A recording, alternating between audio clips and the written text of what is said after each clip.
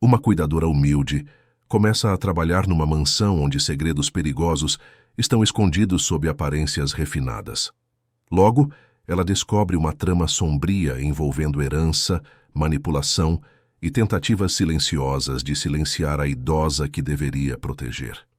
E quando a verdade ameaça vir à tona, a casa se transforma em um campo de batalha onde coragem e corrupção colidem. Se esta história te interessou, não se esqueça de se inscrever no nosso canal e diga-nos: de que cidade você nos está vendo? Continuamos. Prometo que essa vai ser a melhor história que você vai escutar na sua vida. O portão de ferro forjado rangeu pesadamente quando Lúcia Mendes atravessou a entrada da mansão.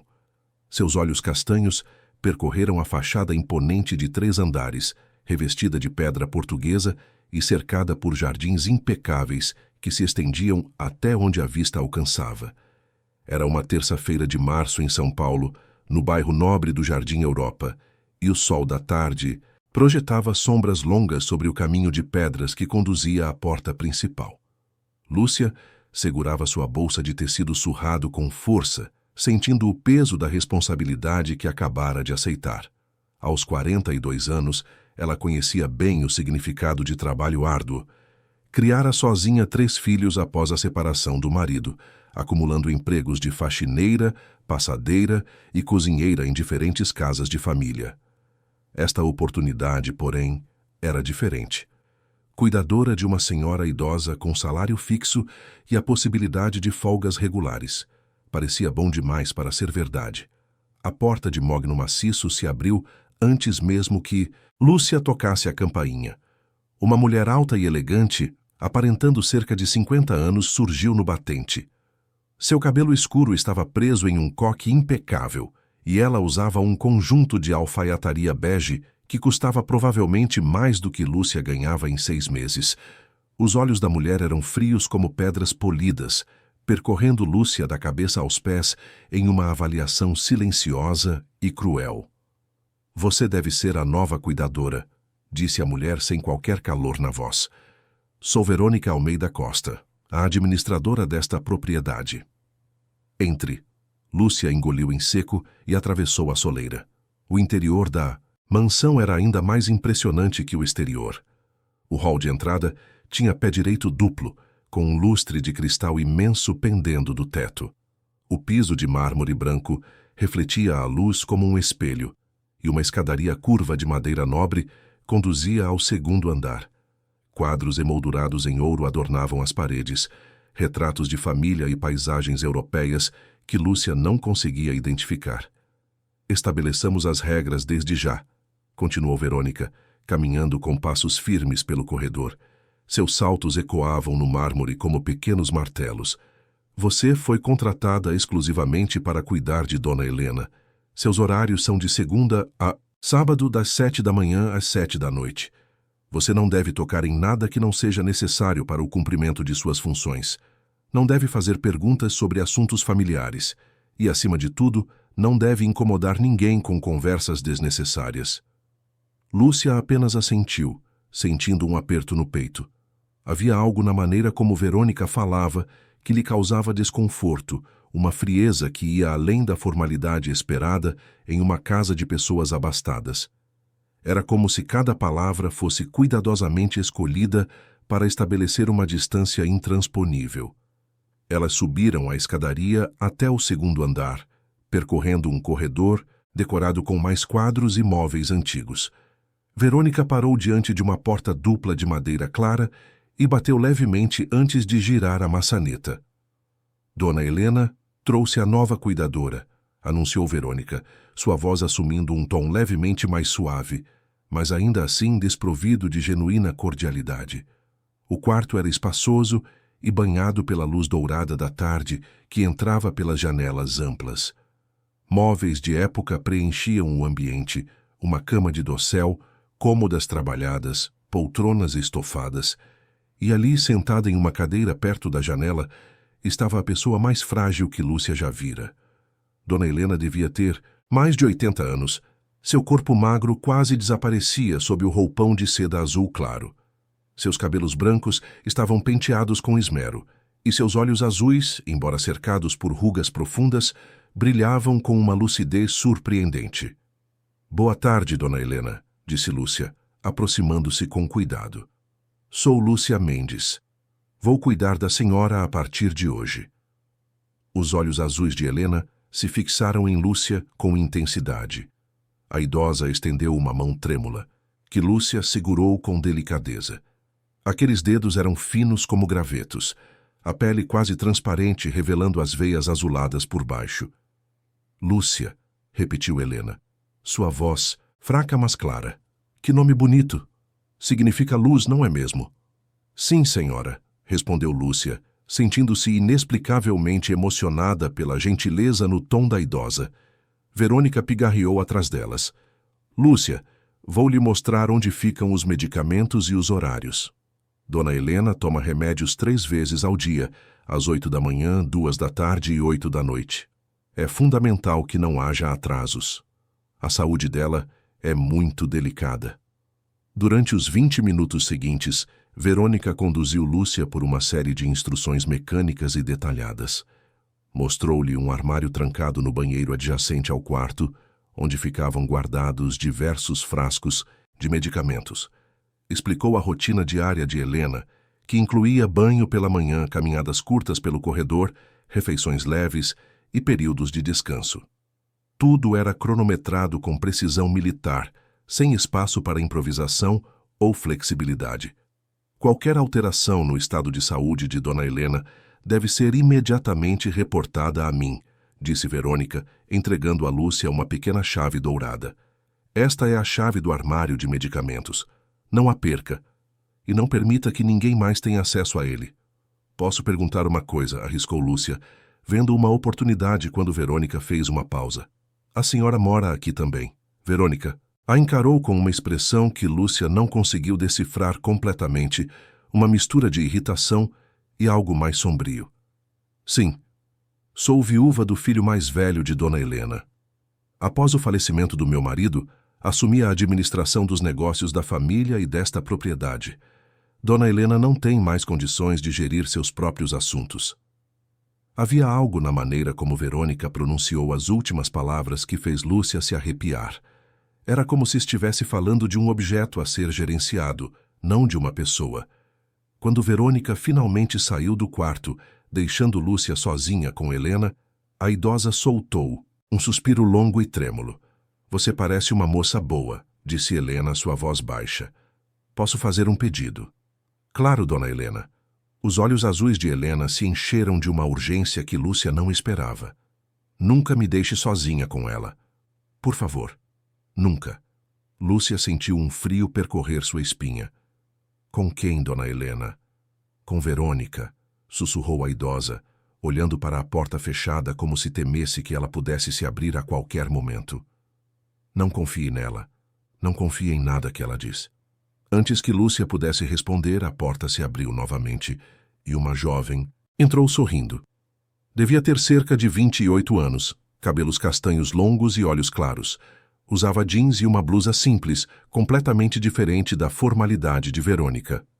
Vovó, vim ver como você está, disse a moça, aproximando-se e beijando a testa de Helena com carinho genuíno. Depois se virou para Lúcia.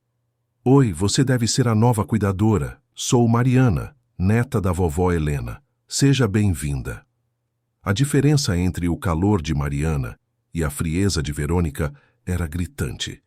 Lúcia sentiu-se imediatamente mais à vontade. Prazer, Mariana. Sou Lúcia. As três conversaram por alguns minutos. Mariana perguntou sobre a família de Lúcia, demonstrando interesse sincero quando ela mencionou os 3 filhos. Helena sorria, parecendo mais animada com a presença da neta. Mas quando Verônica apareceu novamente na porta, a atmosfera mudou instantaneamente. Mariana, preciso falar com você. Agora, disse Verônica, seu tom não admitindo contestação. Mariana lançou um olhar de desculpas para a avó e saiu, seguindo Verônica pelo corredor. Lúcia pôde ouvir o início de uma discussão sussurrada do lado de fora, embora não conseguisse distinguir as palavras. Ela sempre foi assim, murmurou Helena, fechando os olhos com cansaço. Controladora, ambiciosa, Desde que se casou com meu filho Roberto, ela quis mandar em tudo. E agora que ele se foi, ela age como se esta casa, esta família, tudo fosse dela. Dona Helena, a senhora deveria descansar, disse Lúcia, ajeitando os travesseiros. Mas Helena agarrou seu pulso com força surpreendente. Escute-me bem, Lúcia, tenha cuidado. Há coisas acontecendo nesta casa que você ainda não entende. Coisas perigosas. Verônica quer algo de mim e ela não vai parar até conseguir. Lúcia sentiu seu coração acelerar. O que a senhora quer dizer? Antes que Helena pudesse responder, Verônica voltou ao quarto, trazendo uma xícara de chá em uma bandeja. De prata. Dona Helena trouxe seu chá, disse ela, colocando a xícara na mesinha ao lado da poltrona. Você precisa tomar seus remédios.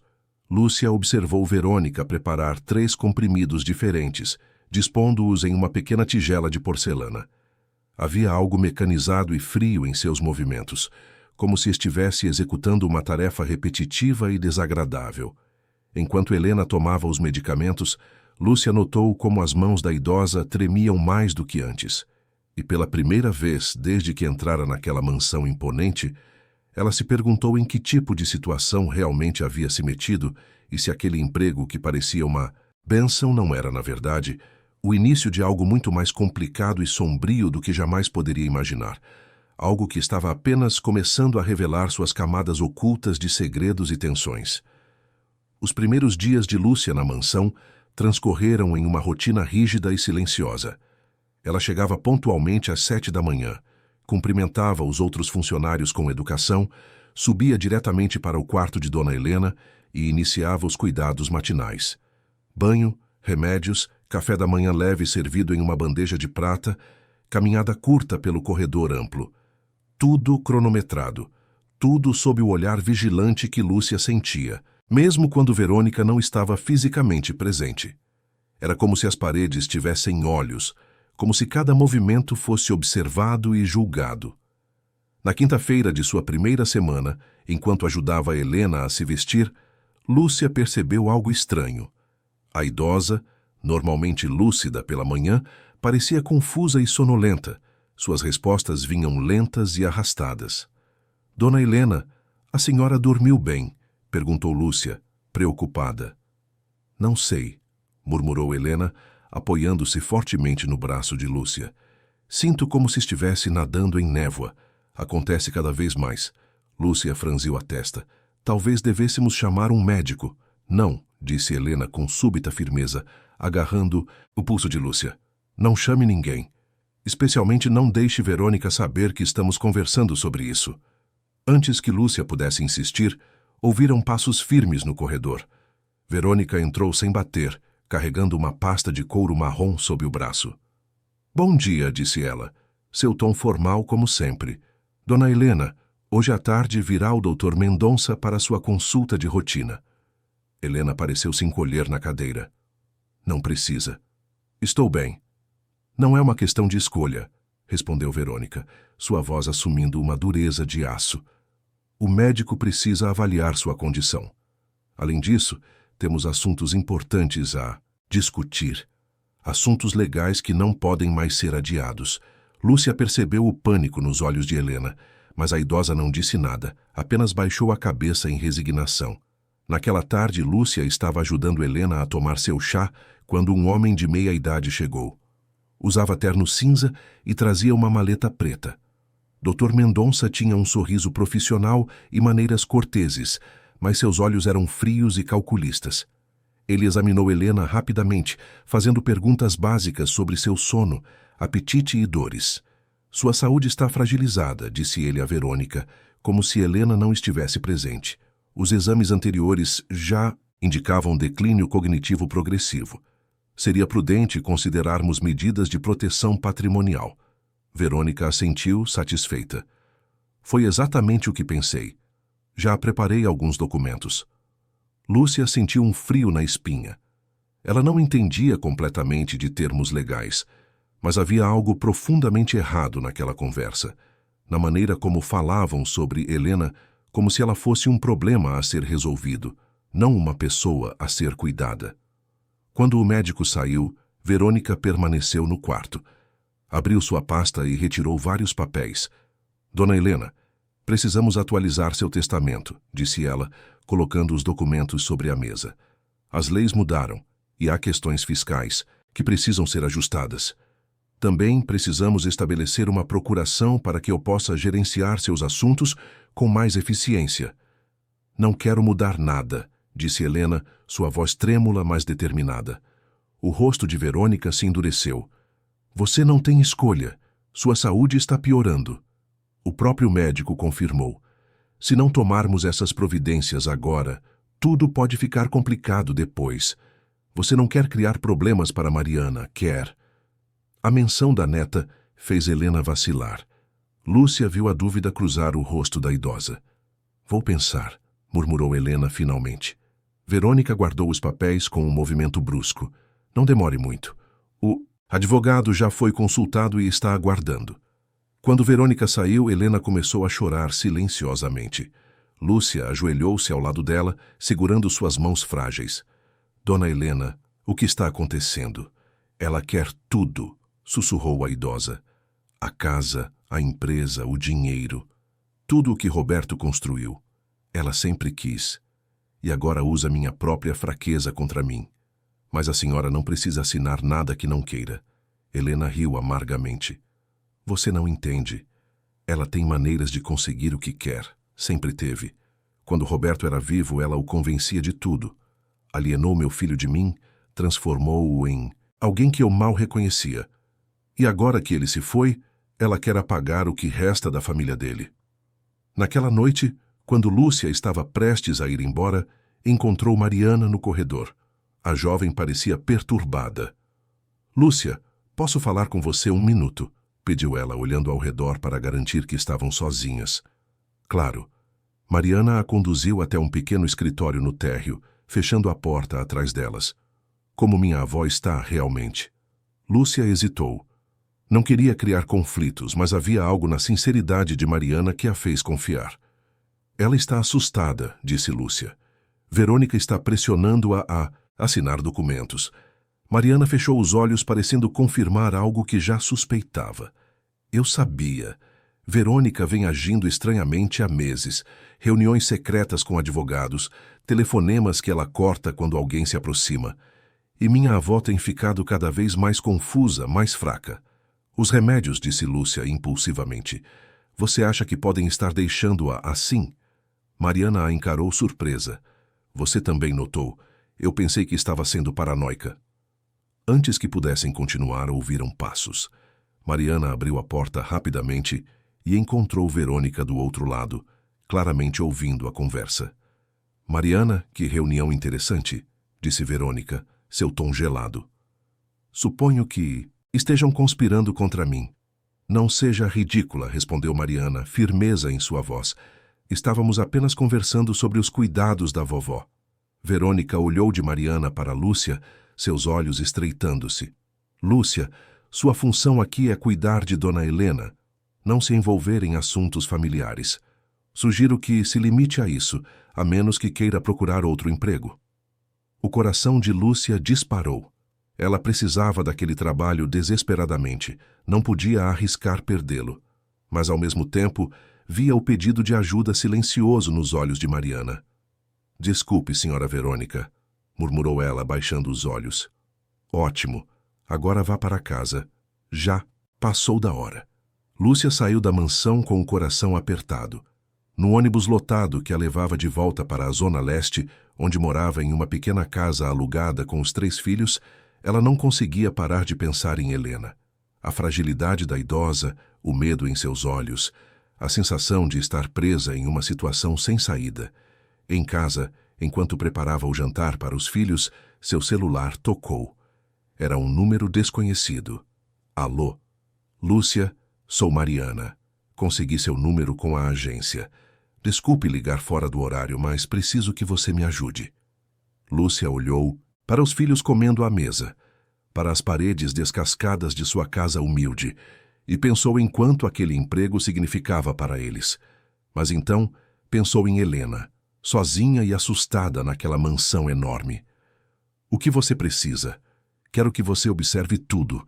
Anote os remédios que minha avó toma. Quando Verônica fala com ela sobre documentos, qualquer coisa estranha. Pode fazer isso. Lúcia respirou fundo. Posso. Mas tenho que ter cuidado. Entendo. Obrigada, Lúcia. Você não sabe o quanto isso significa. Quando desligou, Lúcia sentiu o peso da responsabilidade cair sobre seus ombros. Não sabia exatamente em que estava, se metendo, mas uma coisa era certa. A vida naquela mansão era muito mais complicada e perigosa do que aparentava, e os segredos enterrados entre aquelas paredes de pedra estavam apenas começando a emergir à superfície, trazendo consigo consequências que Lúcia mal podia imaginar naquele momento silencioso de sua cozinha modesta. Enquanto a noite caía sobre São Paulo e o futuro permanecia incerto e ameaçador diante dela.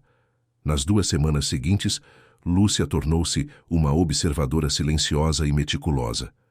Começou a carregar consigo um pequeno caderno que escondia no bolso do uniforme, anotando cada detalhe que lhe parecia estranho.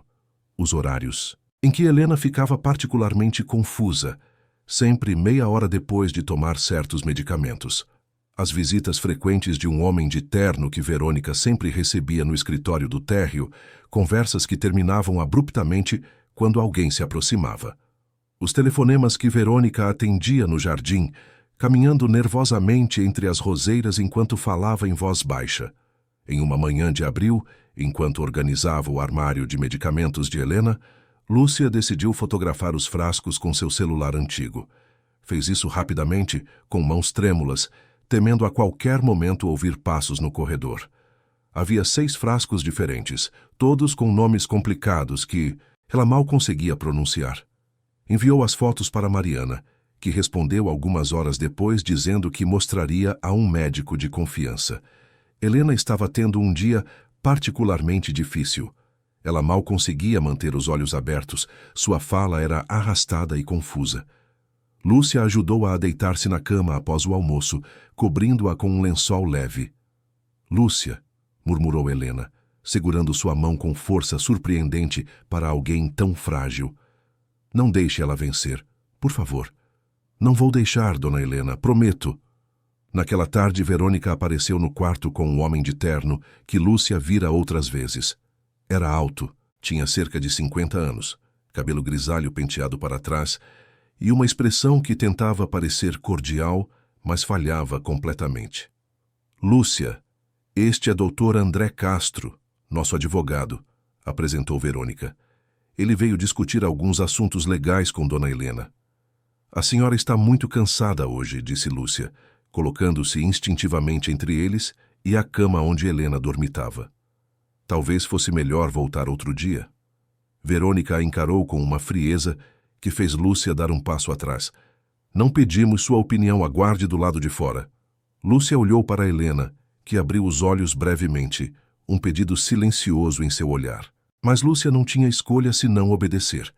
Saiu do quarto, mas não foi longe. Ficou no corredor, próxima à porta entreaberta, tentando ouvir a conversa. Fragmentos chegavam até ela. A voz do advogado falando em termos técnicos.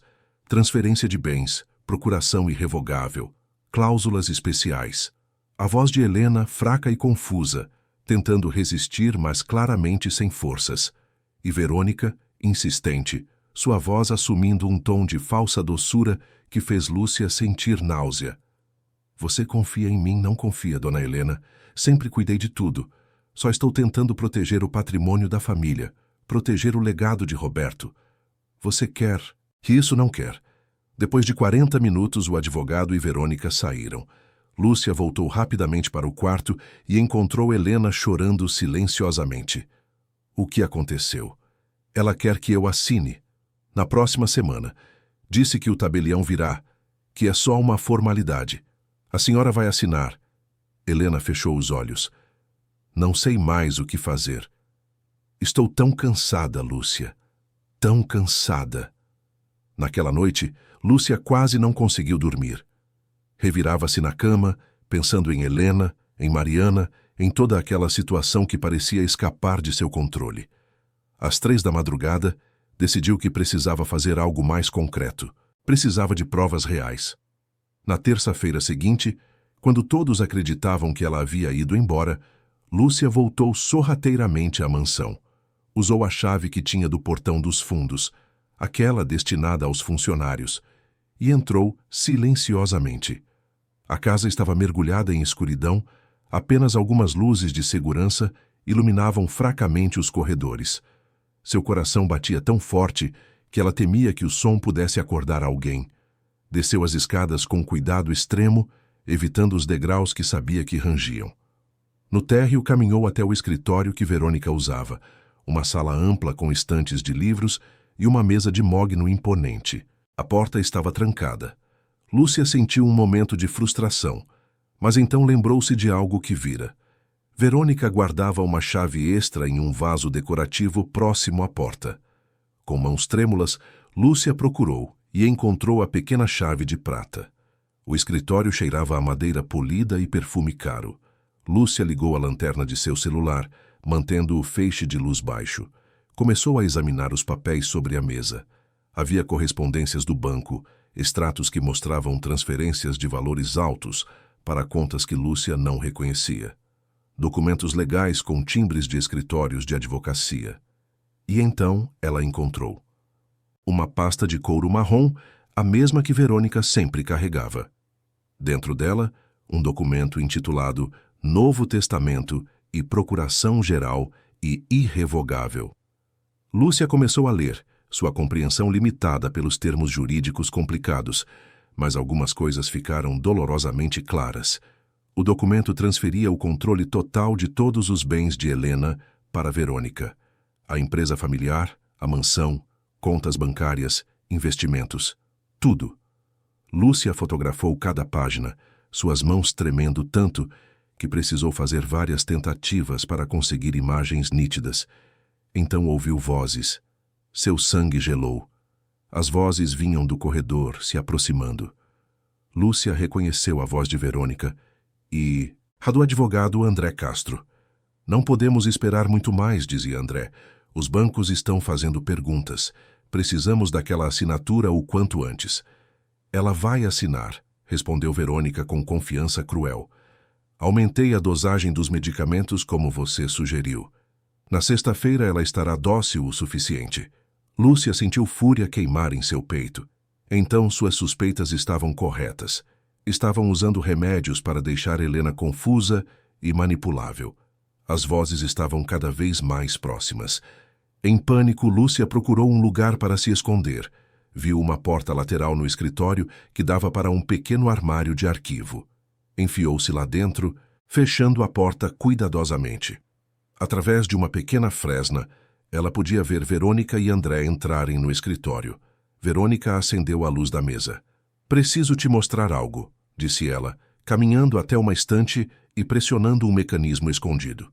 Uma seção da estante deslizou para o lado, revelando um compartimento secreto.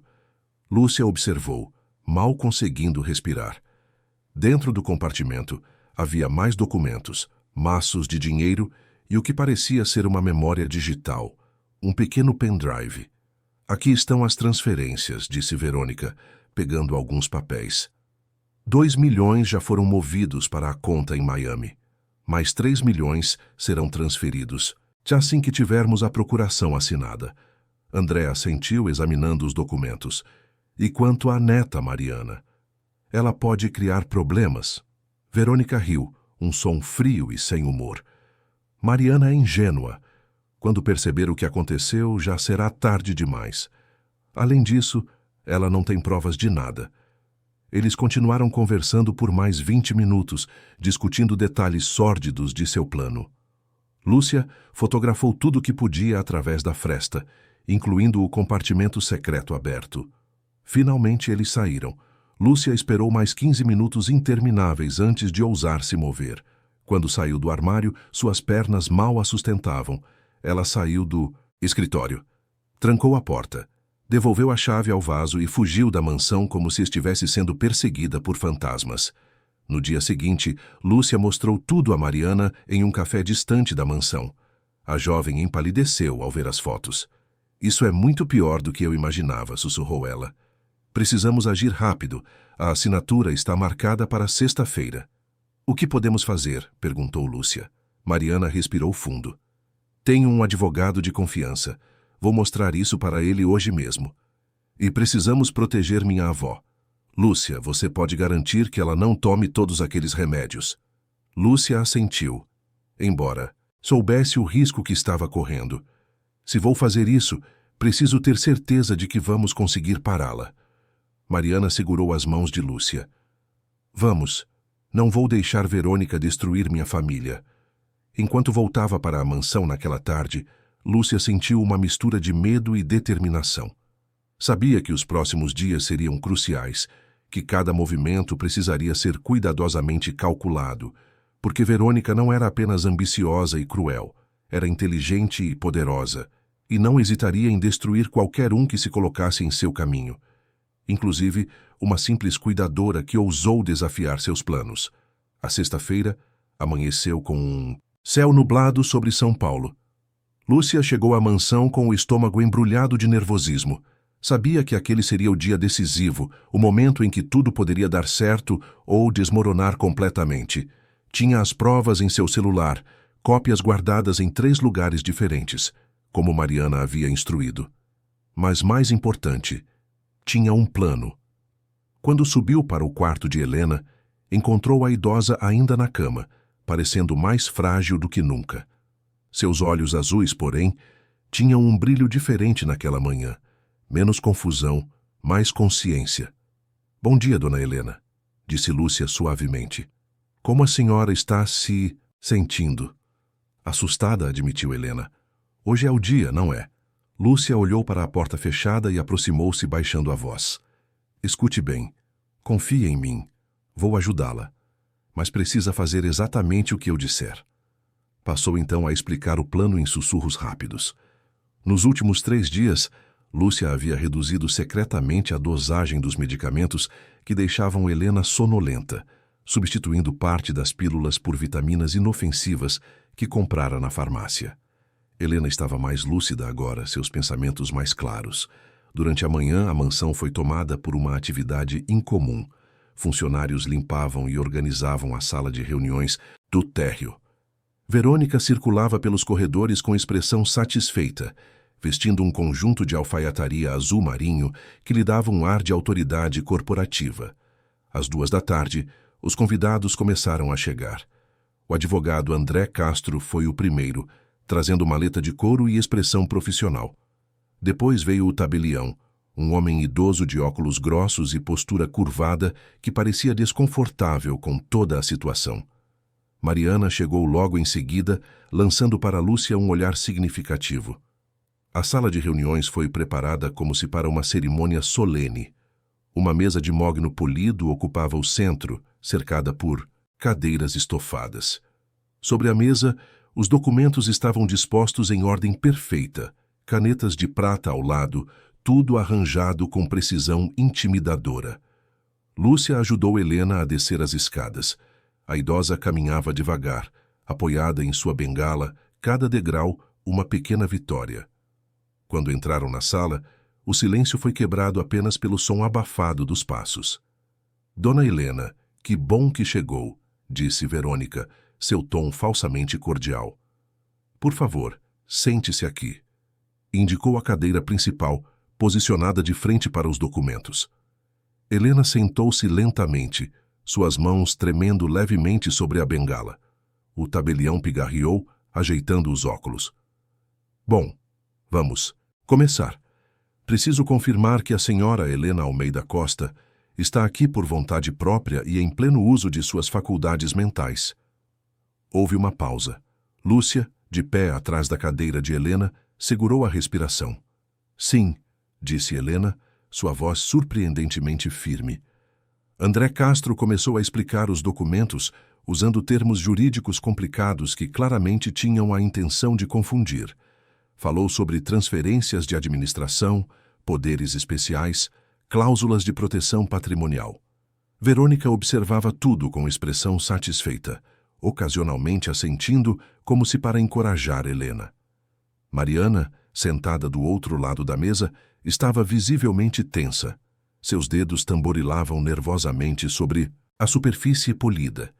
Então o tabelião colocou a primeira página diante de Helena, apontando a linha onde ela deveria assinar. Pelo canto do olho, Lúcia viu Verônica inclinar-se ligeiramente para a frente, antecipação em cada músculo de seu corpo. Helena pegou a caneta. Sua mão pairou sobre o papel por um momento que pareceu se estender indefinidamente. E então, Lúcia agiu. Espere. Sua voz cortou o silêncio como uma lâmina. Todos os olhares se voltaram para ela. Lúcia podia sentir seu coração martelando no peito, mas forçou-se a continuar. Dona Helena não deve assinar esses documentos. Verônica levantou-se bruscamente, sua cadeira, raspando no chão. Como ousa? Quem você pensa que é para interromper isso? Sou alguém que viu o que a senhora está fazendo, respondeu Lúcia, sua voz ganhando força. E tenho provas. O silêncio que se seguiu era tão denso que parecia palpável. André Castro empalideceu. O tabelião franziu a testa confuso. Mariana levantou-se também, posicionando-se ao lado de Lúcia. Que provas? Exigiu Verônica, mas havia um tremor em sua voz que não estava lá antes. Lúcia tirou o celular do bolso, suas mãos agora firmes. Fotos de vocês dois conspirando no escritório, gravações de suas conversas sobre aumentar a dosagem dos remédios de Dona Helena para deixá-la confusa. Documentos mostrando transferências ilegais de dinheiro. Tudo. André Castro ficou de pé subitamente. Isso é absurdo. Você está inventando. Mas sua voz falhava, sua expressão entregava o pânico. Mariana deu um passo à frente. Não está inventando. Meu advogado já analisou tudo. Essas transferências são fraudulentas. A procuração é ilegal porque foi obtida sob coação. E os remédios? Ela olhou para Verônica com repulsa. Você estava dopando minha avó. Verônica olhou de Lúcia para Mariana, sua compostura finalmente começando a rachar. Você não entende. Estou protegendo o patrimônio. Helena não tem condições de administrar nada. Alguém precisa tomar as decisões.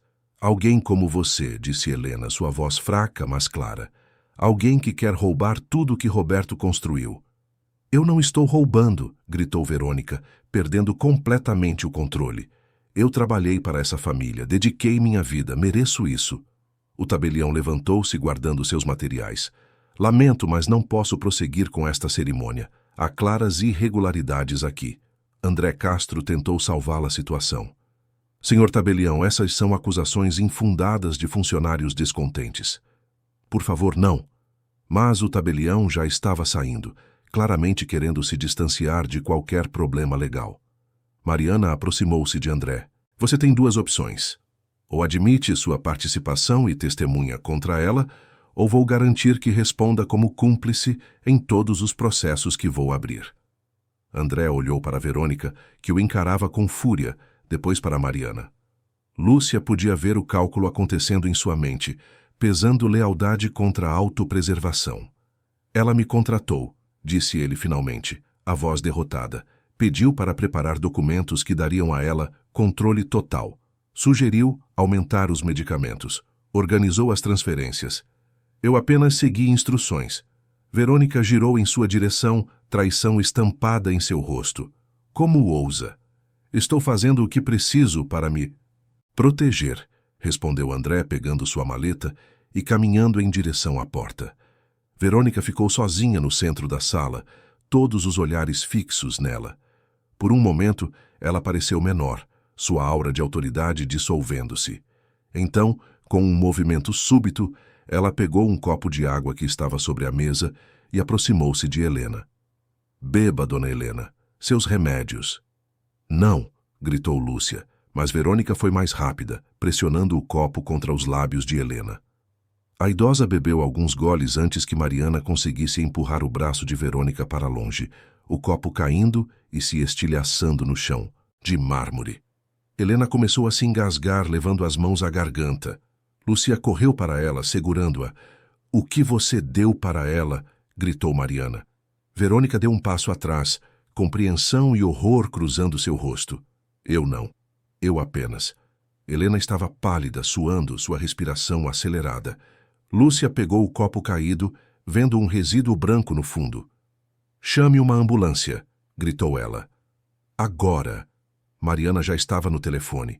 Verônica olhou ao redor, vendo as acusações em todos os rostos, o peso de suas ações finalmente a alcançando. Ela correu para a porta, empurrando móveis em seu caminho. Lúcia ouviu o som de passos rápidos no corredor, depois o rugido de um motor. Pela janela, viu um carro preto parar no portão. Verônica entrando apressadamente e o veículo desaparecendo rua abaixo.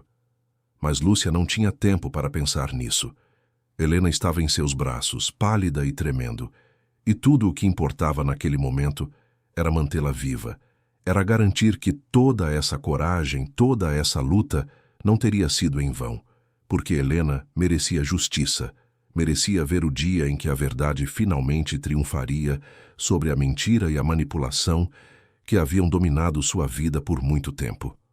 O Hospital Albert Einstein estava silencioso naquela noite de sexta-feira.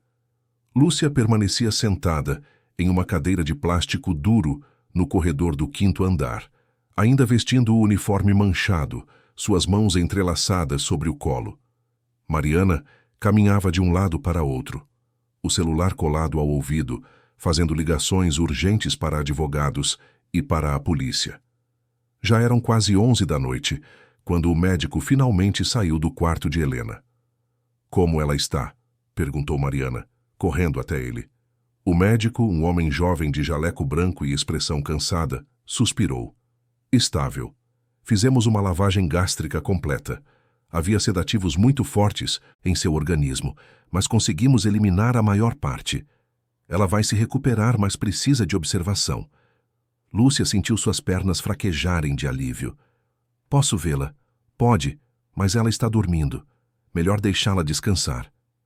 Nos dias seguintes, a mansão no Jardim Europa tornou-se um centro de atividade frenética. Policiais entraram e saíram, fazendo perguntas, coletando provas. Mariana contratou um advogado especializado em direito de família e fraudes financeiras, um homem sério chamado Dr. Renato Silveira, que imediatamente começou a preparar uma ação civil contra Verônica e André Castro. Helena voltou para casa na terça-feira seguinte, ainda fraca, mas com os olhos mais claros do que Lúcia a vira em semanas. A primeira coisa que fez foi segurar a mão de Lúcia e agradecer. "Você me salvou", disse ela, lágrimas escorrendo por seu rosto enrugado.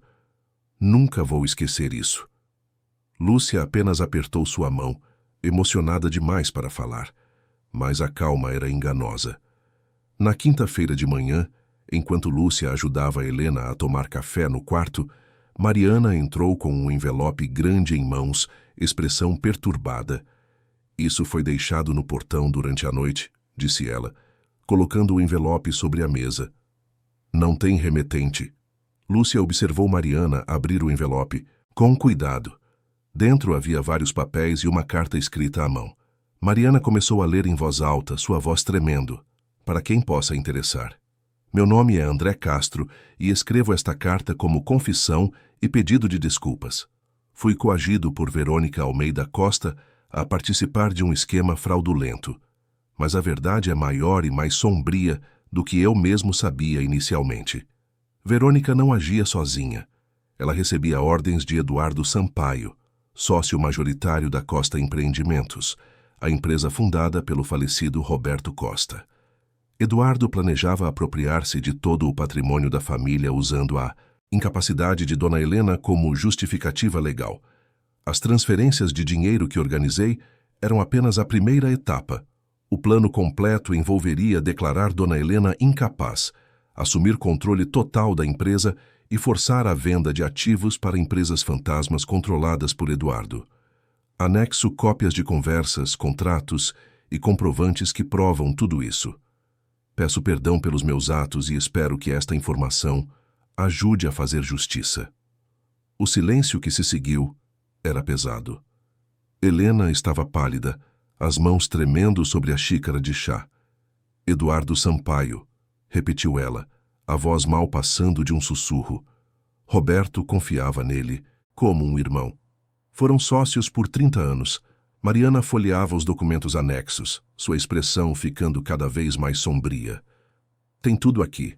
Contratos falsos, transferências para offshores, até um plano detalhado de como eles fariam a empresa parecer estar em crise para justificar a venda. Precisamos levar isso para a polícia imediatamente, disse Lúcia. Já estou ligando, respondeu Mariana, discando o número do Dr. Renato.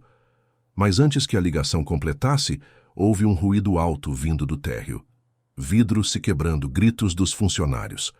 Lúcia correu até a janela e sentiu seu sangue gelar. Havia um carro preto, estacionado em frente à mansão, o mesmo que vira Verônica entrar na sexta-feira. 2 figuras desciam dele, homens grandes vestidos de terno escuro. Mariana, disse Lúcia, tentando manter a voz calma, precisamos chamar a polícia agora. Mariana olhou pela janela e empalideceu. Trancou a porta do quarto e ligou para a emergência, falando rapidamente. Lúcia podia ouvir passos pesados subindo a escada, vozes masculinas ásperas, fazendo perguntas ameaçadoras aos funcionários. Seu coração batia tão forte que doía. Eles ficaram trancados no quarto por 20 minutos, que pareceram horas. Finalmente, ouviram sirenes. Os passos pesados se afastaram correndo, o motor do carro rugindo ao partir. Quando a polícia chegou, os homens já haviam fugido, mas deixaram uma mensagem clara, um bilhete sobre a mesa da sala de reuniões que dizia simplesmente: devolvam os documentos, ou haverá consequências. Naquela noite, policiais montaram guarda na mansão. Dr. Renato veio pessoalmente para recolher todos os documentos e levá-los à promotoria. Ele explicou que o caso agora envolvia não apenas fraude civil, mas também ameaças e intimidação. Vocês precisam ter muito cuidado, alertou ele. Eduardo Sampaio é extremamente poderoso. Tem contatos em todos os lugares. Não subestimem o que ele é capaz de fazer. No dia seguinte, sexta-feira, Lúcia descobriu exatamente o quão poderosos eram os inimigos que enfrentavam. Ao sair da mansão no final do expediente, percebeu que estava sendo seguida. Um carro cinza mantinha distância constante atrás do ônibus que ela pegou. Quando desceu no ponto próximo à sua casa, o carro também parou. Lúcia caminhou rápido, seu coração disparado. Virou em uma esquina, depois em outra, tentando perder quem a seguia. Finalmente, correu até a casa de uma vizinha e bateu na porta desesperadamente. Dona Célia, me ajude, por favor. A vizinha, uma senhora idosa que conhecia Lúcia há anos, não hesitou em deixá-la entrar. Lúcia contou tudo, e Dona Célia chamou a polícia. Quando os policiais chegaram, o carro cinza já havia ido embora. Mas a mensagem estava clara. Lúcia não estava segura. Ninguém estava. Mariana insistiu que Lúcia e seus filhos ficassem na mansão por alguns dias, em um dos quartos de hóspedes. Lúcia relutou, sentindo que já havia se envolvido demais, mas Mariana foi firme. Você está nisso conosco agora, e vou proteger você, assim como você protegeu minha avó. No sábado pela manhã, outro desenvolvimento inesperado. Um jovem apareceu na mansão, um rapaz de cerca de 25 anos, cabelo desarrumado e olhos vermelhos de quem não dormia há dias. Era Bruno, filho de um primo falecido de Roberto, e tecnicamente o herdeiro masculino mais próximo da família. Preciso falar com vocês, disse ele, voz quebrada de culpa e desespero. Sentado na sala com Mariana, Helena, Lúcia e Dr. Renato presentes, Bruno confessou algo terrível. Fui eu. Sem querer, mas fui eu. Há 6 meses, Verônica me procurou. Disse que precisava de ajuda para atualizar os sistemas de segurança da empresa, que havia ameaças de invasão digital. Pediu minhas senhas, meus códigos de acesso. Eu, como um idiota, dei tudo a ela. Achei que estava ajudando a família. Ele enterrou o rosto nas mãos. Só percebi o que tinha feito quando vi as notícias sobre a fraude. Verônica usou meus acessos para transferir dinheiro, alterar documentos, esconder transações. Tudo foi culpa minha. Mariana aproximou-se dele. Bruno, você foi enganado. Ela manipulou você. Mas Bruno balançou a cabeça. Eu deveria ter desconfiado. Deveria ter verificado. Por minha causa, a família quase perdeu tudo. Helena, sentada em sua poltrona, olhou para o jovem com compaixão. O que importa agora é corrigirmos isso juntos. Dr. Renato fez anotações cuidadosas. Esse depoimento é crucial. Mostra premeditação e manipulação sistemática. Vou incluir isso na ação. Mas enquanto conversavam, o celular de Mariana tocou. Era um número desconhecido. Ela atendeu com hesitação. Alô. A voz do outro lado era feminina e distorcida, claramente usando algum dispositivo para modificá-la. Vá até o portão. Há algo que vocês precisam ver. A ligação foi cortada. Mariana olhou para os outros, confusa e apreensiva. Dr. Renato acompanhou Mariana até o portão com 2 policiais de guarda próximos. Lúcia ficou com Helena, mas observava tudo da janela. Mariana voltou carregando uma pequena caixa. Dentro dela, embrulhada em plástico, havia uma memória digital, um pendrive vermelho. Levaram para o escritório e conectaram a memória ao computador de Mariana. O que viram os deixou sem palavras. Eram vídeos, dezenas deles, gravações de Verônica e Eduardo Sampaio em reuniões secretas, discutindo cada detalhe do plano. Eduardo falando sobre valores específicos, contas bancárias em paraísos fiscais, estratégias para evitar investigação. Verônica relatando o progresso em deixar Helena incapacitada. Tinha até um vídeo dela ensaiando a assinatura de Helena, praticando falsificação. Isso é mais do que suficiente, disse Dr. Renato, sua voz vibrando de satisfação profissional. Com essas provas, podemos não apenas processar civilmente, mas garantir que respondam na esfera apropriada. Mas enquanto todos observavam os vídeos, Lúcia não conseguia parar de pensar. Quem havia deixado aquilo ali? Quem, dentro daquela teia de conspiração, havia decidido trair os outros? E se essa pessoa era realmente aliada ou apenas mais uma peça em um jogo ainda mais perigoso e complexo do que qualquer um deles podia imaginar? A promotoria de São Paulo ocupava um prédio austero no centro da cidade, suas paredes cinzas e corredores frios, transmitindo a seriedade do trabalho ali realizado. Na segunda-feira de manhã, Dr. Renato, Mariana e Lúcia foram convocados para uma reunião urgente com a promotora responsável pelo caso, Dra. Patrícia Drummond, uma mulher de 50 anos com cabelo grisalho preso em coque e olhos penetrantes que pareciam avaliar cada palavra dita. Ela examinou todos os documentos e vídeos por quase 2 horas antes de falar. O que temos aqui é suficiente para processar Verônica Almeida Costa e Eduardo Sampaio por múltiplas acusações, disse ela finalmente, sua voz grave e medida. Fraude, manipulação de documentos, abuso de pessoa vulnerável, transferências ilegais. Vou solicitar mandados de busca e apreensão para as propriedades de ambos, bem como bloqueio de todas as contas bancárias envolvidas.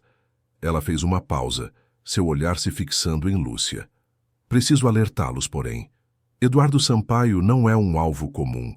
Ele tem recursos consideráveis, contatos políticos influentes e, como já demonstraram, não hesita em usar intimidação.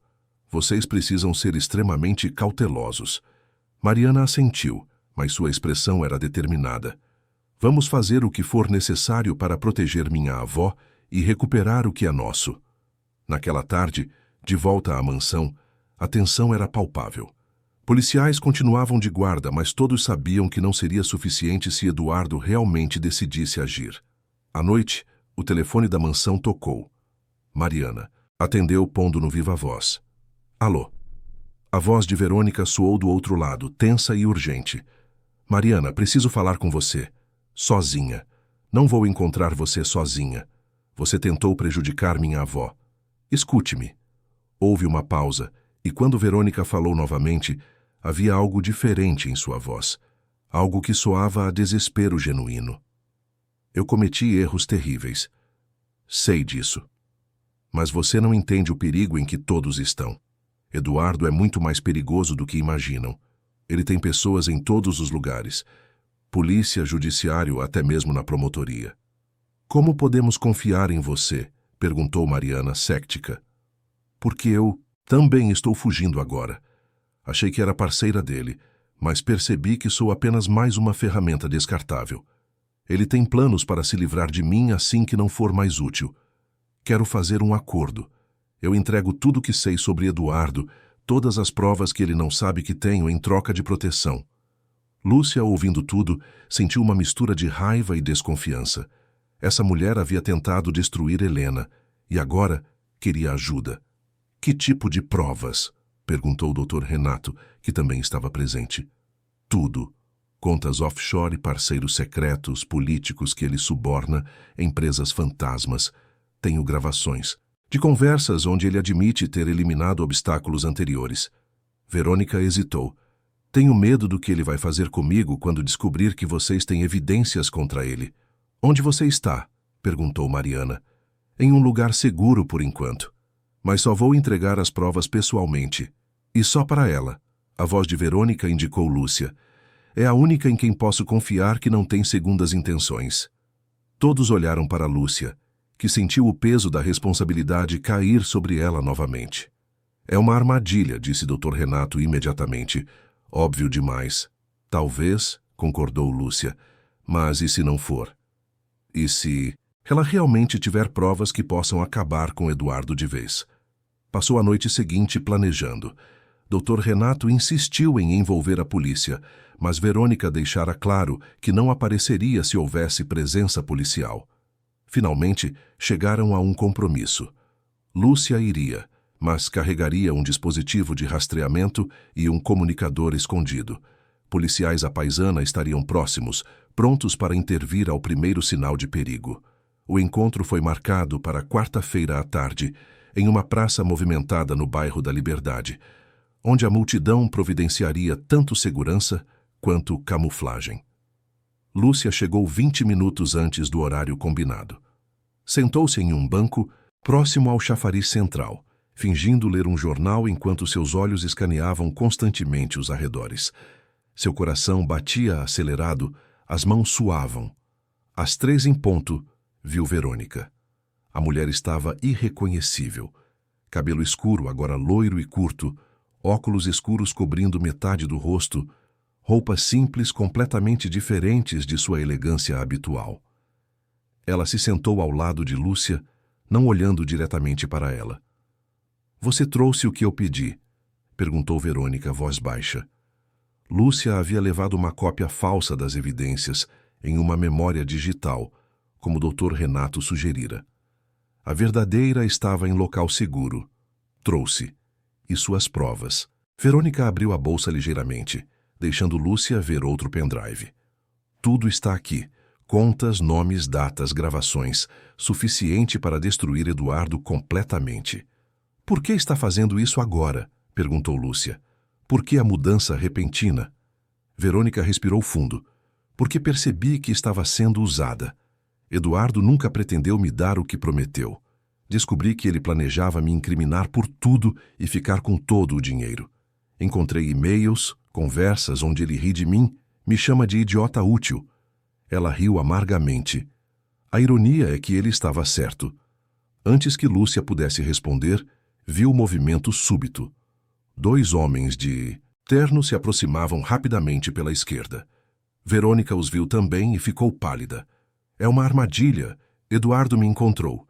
Ela levantou-se e correu. Lúcia, por instinto, correu atrás dela, gritando no comunicador escondido que Eduardo enviara homens. A perseguição atravessou a praça lotada. Pessoas gritavam, se afastavam. Lúcia viu os policiais à paisana também correndo, tentando interceptar os homens de Eduardo. Verônica virou em uma rua lateral, Lúcia a seguindo. Pedestres se afastavam assustados. Lúcia podia ouvir os passos pesados dos homens atrás delas.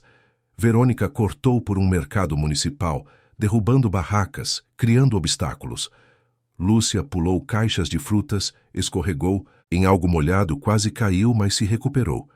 Saíram do mercado em outra rua, onde o trânsito estava congestionado. Verônica correu entre os carros parados, buzinas soando furiosamente. Lúcia a seguiu, seu coração parecendo prestes a explodir. Finalmente, em um beco estreito, Verônica parou, sem fôlego, encurralada por uma cerca alta.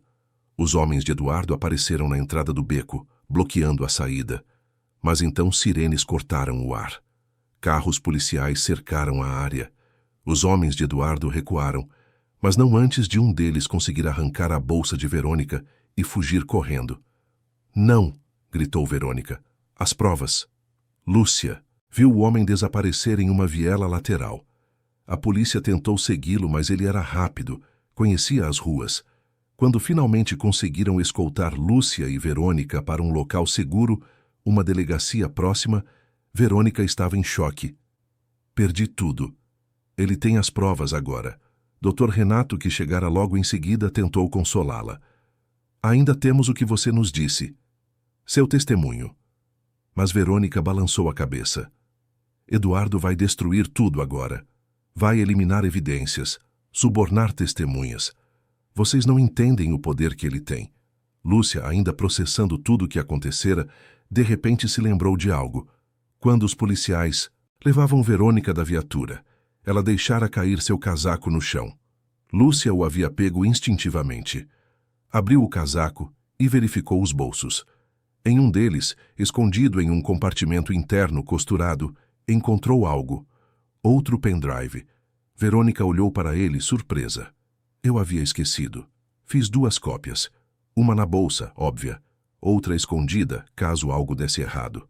Dr. Renato pegou o pendrive com mãos cuidadosas. Levaram imediatamente para a promotoria. O que encontraram ali superou todas as expectativas. Não eram apenas documentos financeiros. Eram gravações de Eduardo, admitindo abertamente que havia manipulado processos judiciais, comprando juízes. Vídeos dele em reuniões noturnas com empresários corruptos, discutindo subornos e fraudes em licitações públicas. E-mails detalhando um fundo secreto usado para financiar campanhas políticas em troca de favores. Tinha até uma gravação telefônica, onde Eduardo instruía Verônica sobre como aumentar a dosagem dos medicamentos de Helena, dizendo textualmente que se a velha não sobrevivesse ao processo, seria melhor, porque simplificaria tudo. Doutora Patrícia Drummond, ao ver tudo aquilo, ficou pálida. Isso vai além de fraude familiar. Estamos falando de corrupção em larga escala, envolvendo figuras públicas importantes. Os próximos dias foram um turbilhão. A promotoria trabalhou dia e noite preparando acusações. A imprensa começou a farejar a história. Manchetes especulativas aparecendo nos jornais. Na mansão, Helena estava sendo mantida sob proteção constante. Mariana não saía de perto dela. Bruno, consumido pela culpa, mas determinado a ajudar, ofereceu testemunho completo e se disponibilizou para colaborar em tudo. E Lúcia, a simples cuidadora, que apenas queria um emprego estável para sustentar seus filhos, via-se no centro de um escândalo que ameaçava derrubar pessoas poderosas, ciente de que os próximos passos seriam ainda mais perigosos, porque homens como Eduardo Sampaio não caíam sem lutar, e a guerra que se aproximava testaria a coragem de todos eles, de maneiras que mal podiam imaginar naquele momento tenso e incerto. A operação foi planejada com precisão cirúrgica. Doutora Patrícia Drummond coordenou com a Polícia Federal, reconhecendo que o alcance da corrupção de Eduardo Sampaio exigia recursos além da capacidade estadual. Uma equipe especial foi montada, incluindo agentes experientes em operações de alto risco. O plano era arriscado. Eduardo precisava ser pego em flagrante, de preferência cometendo mais um ato que comprovasse suas intenções. A ideia veio de Verônica, que agora colaborava plenamente em troca de redução de suas próprias acusações. "Eduardo acredita que vocês ainda têm apenas parte das provas", explicou ela em uma reunião tensa na promotoria. "Ele vai querer eliminar completamente qualquer evidência restante, e para isso precisará agir pessoalmente desta vez." "E como fazemos ele aparecer?", perguntou o Dr. Renato. Verônica olhou para Lúcia. "Deixamos vazar que a cuidadora tem a memória original escondida em algum lugar, que ela é a única que sabe onde está. Eduardo não vai resistir à oportunidade de se livrar dela e da prova de uma vez só." Lúcia sentiu um frio percorrer sua espinha. "Você quer me usar como isca?" "É a única forma", disse Doutora Patrícia, "mas vamos garantir sua proteção total. Equipes em todos os pontos, comunicação constante, drones de vigilância. Você nunca estará realmente sozinha." Mariana imediatamente protestou. "Não podemos pedir isso a ela. Já arriscou demais. Mas Lúcia interrompeu. Vou fazer. Se isso significa garantir que Helena fique segura para sempre, que Eduardo pague pelo que fez e que outras famílias não sofram o que essa sofreu, eu faço. Helena, presente na reunião em uma cadeira de rodas, segurou a mão de Lúcia. Você é a pessoa mais corajosa que conheci. A operação foi marcada para a sexta-feira à noite. O local escolhido foi uma antiga fábrica, desativada na região industrial de Guarulhos. Um complexo de galpões abandonados que oferecia múltiplos pontos de entrada e saída, perfeito para a emboscada policial, mas também perigosamente difícil de controlar completamente. Lúcia chegou ao local às 9 da noite, dirigindo um carro emprestado. Seu coração batia tão forte que ela podia ouvi-lo. Ela sabia que agentes federais estavam posicionados em todos os cantos, mas a solidão do lugar era aterrorizante. Prédios de concreto deteriorado, janelas quebradas, mato crescendo entre rachaduras no asfalto. Ela estacionou próximo ao galpão principal e saiu do carro, segurando uma bolsa pequena que supostamente continha a memória digital. Na verdade, continha apenas uma memória vazia e um dispositivo de rastreamento. Ao caminhar em direção ao galpão, Lúcia viu movimento nas sombras, figuras emergindo da escuridão. Seu instinto gritava para correr, mas ela se forçou a permanecer firme. Eduardo Sampaio apareceu primeiro. Era um homem alto, de cerca de 60 anos, cabelos brancos perfeitamente penteados, terno caro mesmo naquele cenário degradado. Seus olhos eram frios, calculistas, completamente desprovidos de empatia. Então você é a famosa cuidadora, disse ele, sua voz suave, mas com um subtom ameaçador. A pequena heroína que acha que pode derrubar impérios. Lúcia levantou o queixo. Só quero justiça para Dona Helena. Eduardo riu. Justiça. Que conceito encantadoramente ingênuo. Ele caminhou mais perto. Deixe-me explicar como o mundo realmente funciona, querida. Pessoas como eu constroem coisas. Criamos empregos, movemos a economia. E às vezes, para fazer isso, precisamos tomar decisões difíceis.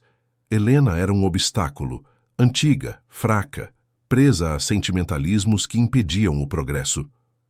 Então você decidiu roubar tudo dela, disse Lúcia, gravando cada palavra através do dispositivo escondido. Roubamento é uma palavra tão feia. Prefiro realocação de recursos para mãos mais competentes. Eduardo estendeu a mão. Agora, a memória, por favor. Lúcia deu um passo atrás. E se eu não entregar? Eduardo fez um sinal e mais homens surgiram das sombras. 4 deles, todos grandes, claramente armados. Então haverá consequências desagradáveis. Para você e para sua família. Você tem 3 filhos, não tem? Marcos, de 16 anos, Ana Paula, de 13 e o pequeno Lucas, de 9. Seria uma pena se algo acontecesse a eles. O sangue de Lúcia gelou ao ouvir os nomes de seus filhos. Controle-se, ela pensou. A polícia está aqui. Só mais alguns minutos. Você não vai encostar neles, disse ela, voz tremendo, mas firme. Nesse momento, luzes fortes se acenderam de todos os lados. Sirenes cortaram a noite. Carros da Polícia Federal cercaram o galpão, vindo de múltiplas direções. Eduardo ficou paralisado por um segundo. Então girou procurando uma saída. Seus homens sacaram armas, mas vozes amplificadas ordenaram que as jogassem no chão. Polícia Federal, vocês estão cercados. Joguem as armas e deitem-se no chão. Um dos homens de Eduardo agarrou Lúcia, usando-a como escudo. Ela sentiu o metal frio de uma arma contra suas costelas e fechou os olhos, rezando silenciosamente. Mas então, uma figura surgiu correndo de um dos prédios laterais. Era Bruno, que insistira em participar da operação como forma de redenção. Ele tacou em cima do homem que segurava Lúcia, derrubando-o. Lúcia caiu para o lado, raspando o joelho no concreto áspero. Agentes federais invadiram o local. Houve um momento de caos, gritos, movimentos rápidos. Eduardo tentou correr, mas foi interceptado por 2 agentes que o derrubaram no chão e o algemaram. Você não sabe com quem está mexendo, gritou Eduardo. Eu tenho contatos, advogados. Vou sair disso em 24 horas. Não desta vez, disse doutora Patrícia Drummond, surgindo das sombras.